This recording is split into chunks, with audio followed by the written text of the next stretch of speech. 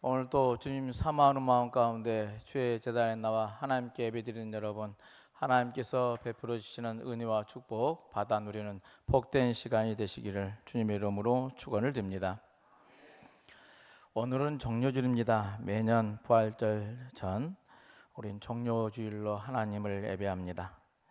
오늘 새 본문 구약의 말씀은 다윗에 의해서 오베데돔의 집에서 다윗성으로 법궤가 옮겨지는 장면입니다. 예루살렘으로 입성하게 되는 모습인데요, 상징은 새로운 시대를 여는 것입니다. 이에 법궤가 다윗성으로 들어와서 하나님이 임재하는 곳, 그리고 하나님에 의해서 새로운 역사가 펼쳐지는 곳이라는 새로운 시대에 여는 장면이 오늘 본문의 내용이라 하겠습니다. 복음서에서는 예수님께서 어린 나귀 새끼를 타고 예루살렘으로 올라가는 장면입니다.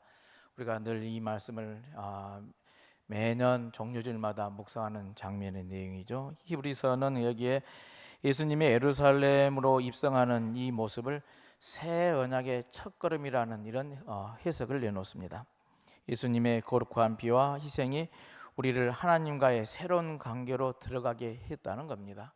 히브리서는 끝없이 반복해서 예수님은 우리 모든 죄를 대신 짊어지고 돌아가신 희생 제물이라는 그런 시각 속에 성서의 말씀을 우리에게 전해주는데요, 믿음이 없는 예루살렘에 인간들의 이 부패의 냄새가 가득한 세상에 자신을 희생 제물로 내어줌으로 인해서 말미암아 다시 하나님의 통치가 이루어지도록 또 주님께서 예루살렘 성에 이제 들어가셨다라는 그런 시각입니다. 오늘 이런 새 본문의 배경에 따라서 새 언약의 첫걸음을 내딛는 예루살렘으로 올라가셨던 성을 입성하셨던 예수님을 생각하시면서요, 이 예수님의 모습 속에서 우리 오늘 드리는 종료절의 그 의미를 되새기고 생각하는 믿음의 시간이 되시기를 주님의 이름으로 축원을 드립니다. 예수님께서 예루살렘으로 입성할 때 그때 당시는 유월절 축제를 앞두고 있던 때입니다.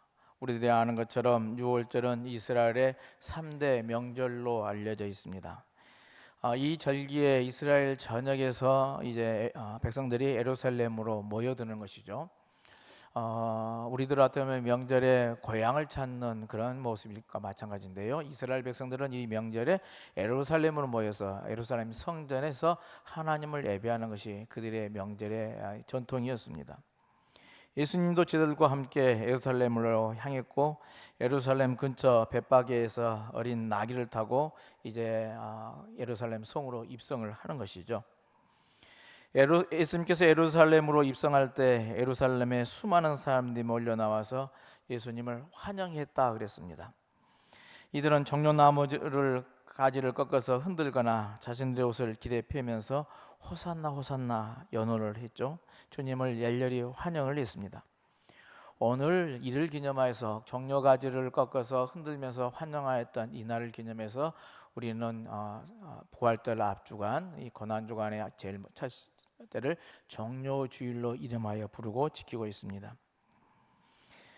이 의미는 500년 전에 이 구약의 선지자 스가랴가 이 땅에 오실 메시아를 대해서 예언을 했는데요, 우리들이 교동문으로 함께 나누어 읽었던 부분이 그 내용이죠. 시온에 따라 크게 기뻐할지어다, 예루살렘에 따라 즐거이 부를지어다. 보라, 내 왕이 내게 임하나니 그는 공의로우며 구원을 베풀며 겸손하여서 나귀를 타나니 나귀의 작은 곳 곧 나귀 새끼니라 라고 했습니다. 이런 예언이 있었던 그대로 예수님께서 그 예언의 말씀 그대로 이제 예루살렘 성에 입성하더라는 이야기입니다. 근데 이것은 하나의 상징이죠. 당시 그 고대 사회에서의 전쟁에서 나가서 적과의 전투에서 승리하고 들어오는 구원의 나라를 구원한 장군이 이제 들어올 때, 개선 장군이 들어올 때 모습이 이제 백마를 타고 환영을 받으면서 모든 백성들의 환영을 받으면서 성 안으로 입성하는 장면과 비슷합니다. 우리들이 흔히들 영화에서 보는 개선 장군의 모습이 이러한 모습들이죠. 지금 예루살렘의 수많은 사람들은 이스라엘의 나라를 다시 구원해 주실 구원의 왕으로 오실 분이 계시는데 그분은 이제 예수님이라고 생각했던 것이죠. 메시아가 오시는데 그 메시아가 지금 입성하니 우리가 환영하자 하는 그런 생각입니다. 그리고 그들의 생각은 당시 세계를 지배하는 나라가 로마 제국이었죠. 로마 제국이 세계 최강의 나라인데 그 나라로부터 해방시켜주고 우리들의 의식주, 먹고 마시고 잠자는 이 모든 문제를 해결하실 분으로 예수 그리스도를 생각하고 있었다라는 이야기입니다. 그도 그럴 것이, 예수님은 그동안 갈릴리에서 하는 행동이라든지 행적을 보면은 많은 불치의 병들, 낫지 못한 사람들을 말 한마디로 너를 구원하느니라, 네가 나았느니라 하면은 모두가 해결되지는 역사를 보여주셨습니다. 기적과 이적을 베푸신 것 보니 저는 보통 분이 아니다는 것을 알았던 것이죠. 또 많은 사람들이 배고파해서 들판에서 5천 명이 넘는 사람들이 모였는데 그 사람들을 먹이고도 남는 기적의 역사를 베푸십니다. 아, 저분이야말로 우리의 메시아구나, 우리를 먹고 살기 힘든 이 세상에 우리를 구원하러 오신 분이구나고 믿었기에 그가 메시아로 왕으로 오신 분으로 알고 환영을 하더라는 겁니다. 반대로 그들이 존경해왔던 바리새인들은 겉과 속이 다르고 그리고 믿을 바가 되지 못하더란 이야기입니다. 겉모습은 경건한 척 하는데 속으로는 구린내가 많이 나는 그런 행동을 하고 살아왔던 것입니다. 또 귀족들이라는 바리새인들이나 제사장이라는 사람들도 로마 정권에 빌붙이면서 아부하거나 돈에 눈이 어두워서 백성들에게는 아무런 도움도 주지 못하더란 겁니다. 근데 예수님은 그러한 분이 아니더란 것이죠. 우리를 구원하실 분, 우리를 많은 병자들을 치료해 주시고 우리의 먹거리를 해결해 주실 분으로 오신 분, 그분이 메시아이다. 우리는 그분을 구원해 우리들의 이스라엘 왕으로 모셔야 되는 것 아니냐는 생각에 환영을 하더란 겁니다. 근데 그들의 기대와는 다르게 예수님은 겸손한 메시아였습니다. 메시아란 게 뭡니까? 기름 부음을 받아서 인간을 구원할 하나님이십니다. 구원자라는 이야기입니다. 이 세상을 구원하실 분, 그 메시아라고 알고 있었는데 그분이 오시는 건데, 인간을 구원하기 위해서 이 땅에 오신 이 예수님은 근데 출생부터가 화려하게 왕의 모습으로 온 게 아니라 어떻습니까? 우리들은 성탄절마다 묵상하는 것처럼 마을 구유에 태어나셨습니다. 마구간에서 가장 천하대 천한 장소에서 태어나신 분이라는 이야기입니다. 출생부터가 겸손의 모양으로 오셨습니다. 겸손이라는 게 뭡니까? 약하기 때문에 나타나는 것이 아니라 자신의 강함을 포기하면서까지 상대를 섬기는 것이 겸손 아니겠습니까? 나귀 새끼를 타고 돌아왔다, 이게 하나의 상징이라는 겁니다. 나귀 새끼는 겸손과 평화를 상징해 줍니다. 강한 백마를 타고 군대의 정치적인 힘으로 무력으로서의 이 세상을 지배하는 분이 아니라 가장 겸손하게 낮아지셔서 평화를 이루어 가시는 분, 그 평화로 이 세상을 다스리는 분, 그분이 바로 예수 그리스도라는 이야기죠. 주님께서 이 땅에 오신 이 겸손이라는 섬김의 도구로 평화를 만들어 가시는 것이라는 그 이야기죠. 주님께서 만드는 평화는 다름이 아니라 1차적으로는 하나님과의 평화입니다. 인간은 하나님과의 이 평화 없이는 구원도 이룰 수가 없는 것이죠. 우리의 구원의 주체는 우리들이 얼마나 잘해서가 아니라 모든 주권은 하나님께 있습니다. 하나님께서 구원해 주셔야 우리가 구원을 얻을 수 있는 것인데, 이 하나님과의 관계가 바르냐 그르냐에 따져 다르더라는 이야기입니다. 주님은 이 평화를 이루기 위해서 하늘 보좌를 버리시고 인간의 육체를 입고 이 땅에 오셨습니다. 그 삶 자체가 겸손이더라는 이야기입니다. 그 다음으로는 이웃과의 평화입니다. 하나님과의 평화가 우리 개인의 구원과 연결되어진다면 이웃과의 평화는요, 마귀와의 전쟁을 의미한다 하겠습니다. 사탄 마귀는 그들이 하는 행위가 무엇입니까? 우리 인간을 분열시키는 일들을 합니다. 그러한 존재라는 이야기입니다. 성경의 이야기를 훑어보면은 아담과 하와를 분열시킨 것도 이 사탄 마귀의 행동이고요, 또 가인과 아벨을 분열시켜서 서로 상잔시키는 게 아니게 피를 흘리게 하는 것도 사탄 마귀의 일들이라는 이야기입니다. 요셉과 형제들을 분열시킨 것도 이 사탄 마귀의 행동인 것이죠. 그런 의미에서 인류의 역사는 분열과 다툼의 역사라기도 과언이 아닐 것입니다. 이런 분열의 역사임에도 불구하고 인간은 끊임없이 평화를 원하고 평화를 위해서 부단히 노력해 온 것 또한 사실입니다. 하지만 아직도 수많은 사람들이 평화를 갈구하고 있지만은 이 땅에 평화를 이루어내지 못한 것 또한 사실인 것이죠. 지금도 소련과 우크라이나가 전쟁이 있고 팔레스타인에서는 아직도 평화를 이루어지를 못하고 있습니다. 이런 세상에 예수 그리스도는 선언을 합니다. 하나님은 이 평화다 하시고 평화의 왕으로 오셔서 평화를 선언하신 분이 바로 우리들이 믿는 예수 그리스도이시라는 이야기입니다. 예수 그리스도로 말미암아 구원을 이룬 우리 성도들이 한다면, 그리스도인이 한다면, 예수를 구주로 고백하는 사람들이 한다면 이 주님이 선언하신 평화를 만들어가는 도구가 되어져야 할 줄로 믿습니다. 이 땅에 평화를 만든 도구라고 우리가 했는데요, 그렇다면 이 평화를 어떻게 해야만 하겠습니까? 어떻게 만들어 갈 수 있겠습니까? 근데 어렵지 않습니다. 그 평화를 만들어가는 것은요, 예수를 닮아가면 됩니다. 예수 그리스도를 섬기는 삶을 살아갔는데 그 예수 그리스도 섬기는 삶을 우리 본받으면 된다는 이야기입니다. 겸손의 나귀를 타고 인류의 구원을 위해서 예루살렘으로 입성하신 예수님은 우리가 이웃과의 관계에서 실천해야 할 본을 보여주셨습니다. 우리가 행하는 사랑과 섬김을 통해서 세상은 예수 그리스도의 사랑을 알게 되어질 것이고요, 그 사랑으로 말미암아서 참된 구원과 평화를 이 땅에 만들어가게 되기 때문에 그렇습니다. 우리가 먼저 깨닫고 고백한 만큼 그 평화를, 사랑을, 희생을 실천하면 되어지는 것이죠. 마귀는 폭력으로 예수 그리스도를 십자가에 죽임으로 승리했다고 했지만은 예수님은 사랑과 희생이라는 이 십자가의 도구로 마귀와의 전쟁에서 승리해 보이시더라는 이야기입니다. 한낱 그들의 폭력 위에서 순종하는 것 같아 십자가의 죽음으로 끝나는 것 같아 보였지만 죽지 아니하고 사흘 만에 부활하셔서 바로 죽은 자 가운데 살아나신 승리의 역사를 우리에게 내보이시더라는 겁니다. 그러기에 우리가 이 사탄 마귀를 이길 수 있는 길은 다른 데 있지 않습니다. 주님의 사랑과 섬김으로 우리들의 이웃을 사랑하고 그들을 섬김으로 화평을 이루고 그들로 하여금 하나님의 사랑을 느끼게 하는 데 있다 하겠습니다. 이 사랑과 희생으로 이 땅에 평화를 만들어가는 신실한 믿음의 사람들이 되시기를 주님의 이름으로 축원을 드립니다. 겸손의 나귀를 타고 인류의 구원을 위해서 예루살렘으로 입성했던 예수님을 향해 예루살렘의 수많은 사람들은 환영했다고 그랬습니다. 종려나무 가지를 꺾어서 흔들고 겉옷을 벗어서 길에 펴면서 호산나 호산나 외쳤습니다.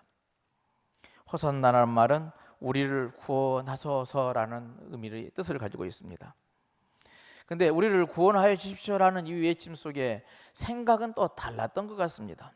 그들이 외친 호산나는 예수 그리스도가 이룰 영혼의 구원보다는 현실적인 삶에서의 구원을 더 바랐던 것 같습니다. 당시 로마의 압좌에서 정말 살기가 팍팍하고 어렵고 고난의 연속이었던 그들에게 이 현실의 고난을 해결해 줄 분으로 주님을 기대했던 것이죠. 메시아가. 그러게 이 해결을, 우리들의 문제를 해결할 메시아가 오시기를 간절히 고대하고 있었다는 이야기입니다. 주님은 그들의 현실의 문제를 알지 못하거나 또 해결해 줄 능력이 없는 분은 아니셨습니다. 얼마든지 그 능력을 가지고 있었습니다. 우리들의 성사의 여러 기적과 이적의 행사를 보면 알 수가 있는 것이죠. 사람으로 할 수 없는 병자들을 낫게 하시니 바로 주님이셨습니다. 5,000명을 먹이고도 남는 12광자 남는 기적과 이적을 행하신 분도 예수님이십니다. 얼마든지 하실 수 있더라는 얘기입니다. 그럼에도 불구하고 저들의 요구를 들어주지를 않았습니다. 주님은 그들의 요구와 기대를 어떤 의미에서는 저버렸다 하겠습니다.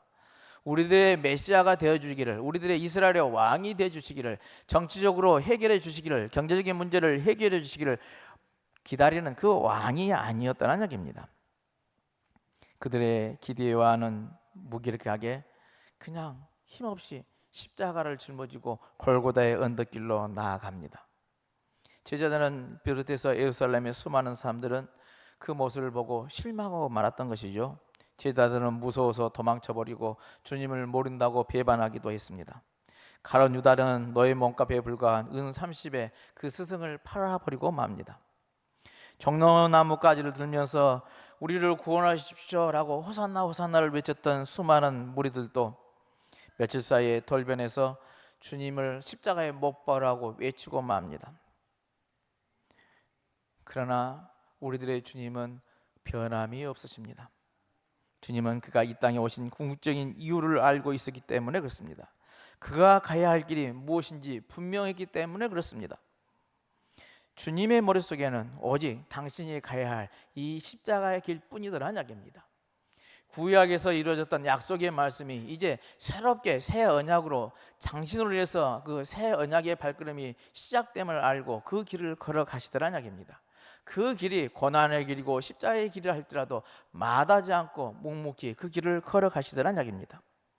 정령나무가지를 흔들면서 현실의 문제를 해결해 달라고 외치는 이 예루살렘의 무리들의 외침을 들었고, 또 주님께서 왕이 될 것으로 알고 제자들은 누가 더 큰 자인가, 누가 오른편에 왼편에 앉을 것인가 서열 다툼을 하는 그들이었지만, 그들 때문에 주님께서 십자가의 외의 길로 그들과 적당히 타협하고 가는 그 길이 아니더라 한 이야기입니다.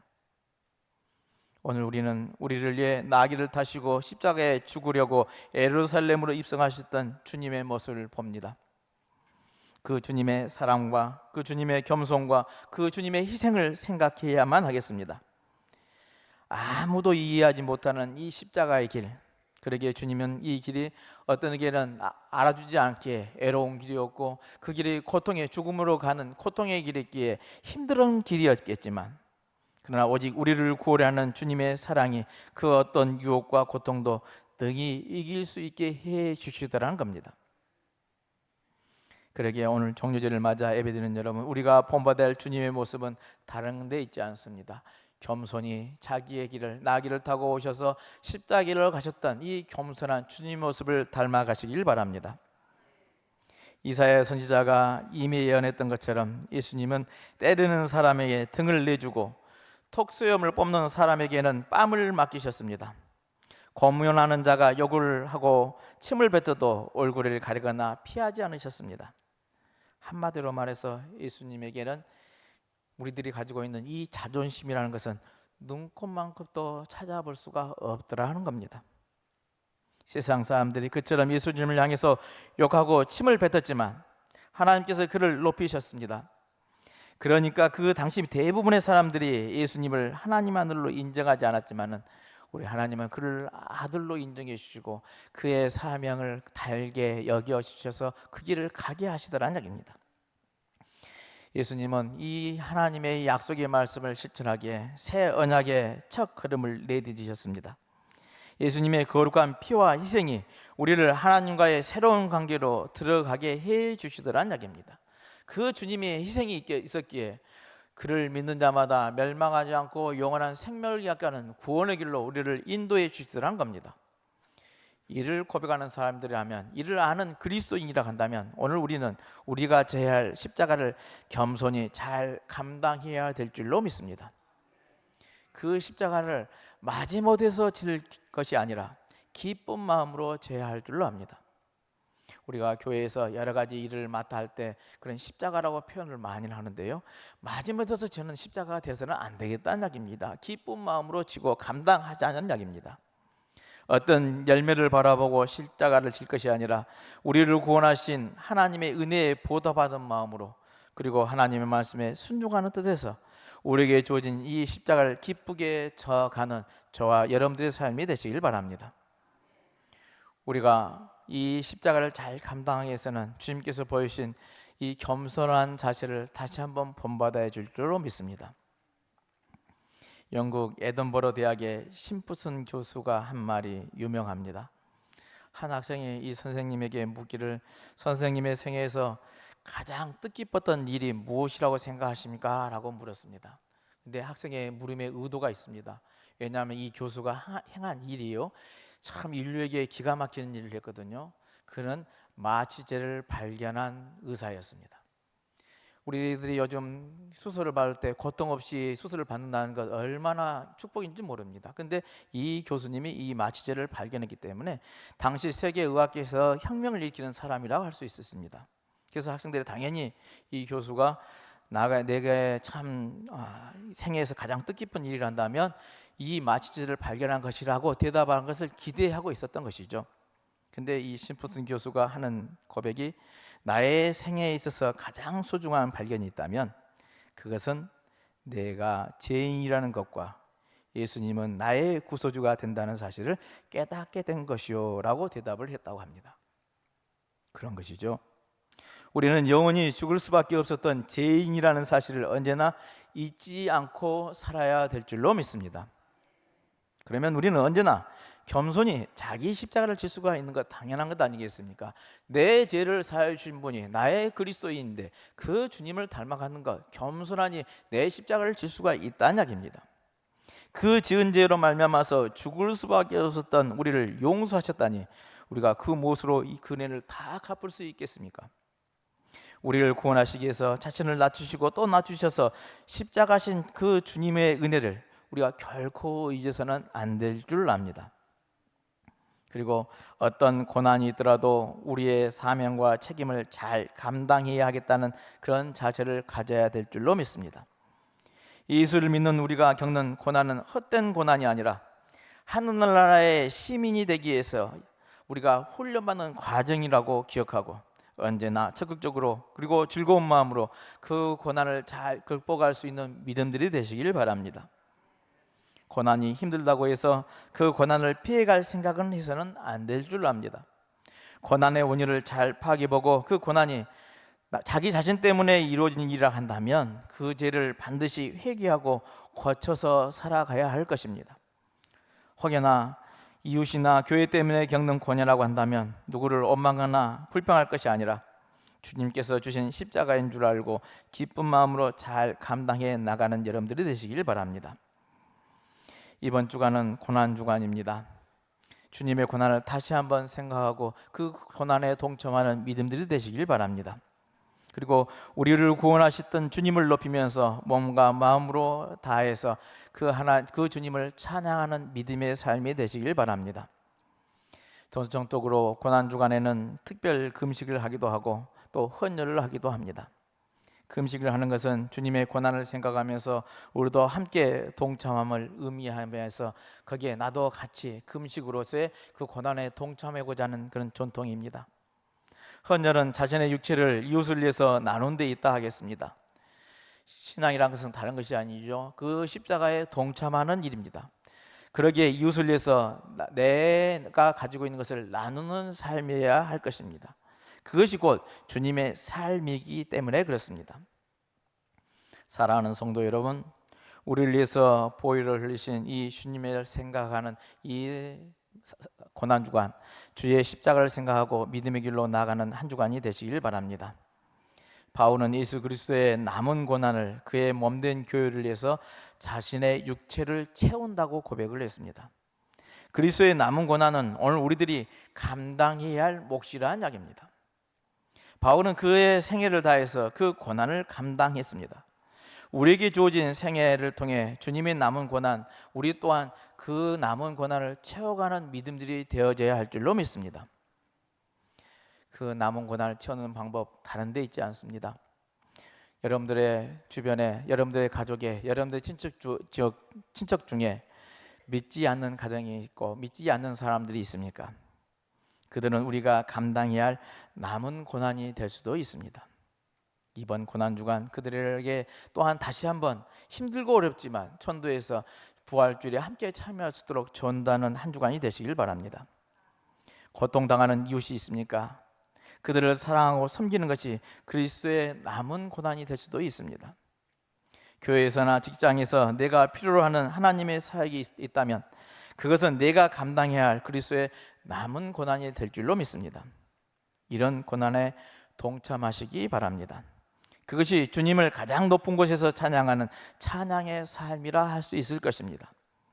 나눔과 희생 없이 주님의 남은 고난에 동참할 수는 없을 것이라는 이야기입니다. 그러기에 주님이 기뻐하신 일이라면 주저 말고 순종하면서 신실한 주의 백성이 되기 위해서 앞장서는 저와 여러분들의 삶이 되시길 바랍니다. 종려주일을 맞아 새 언양의 첫걸음을 내딛는 이 주님을 바라보면서 주님이 오직 한 길, 십자길을 걸어가셨던 것처럼 주님의 사랑과 주님의 겸손과 주님의 희생의 길을 본받아서 이 믿음의 길로 온전히 걸어가는 한 주간이 되시기를 다시 한번 주님의 이름으로 축원을 드립니다.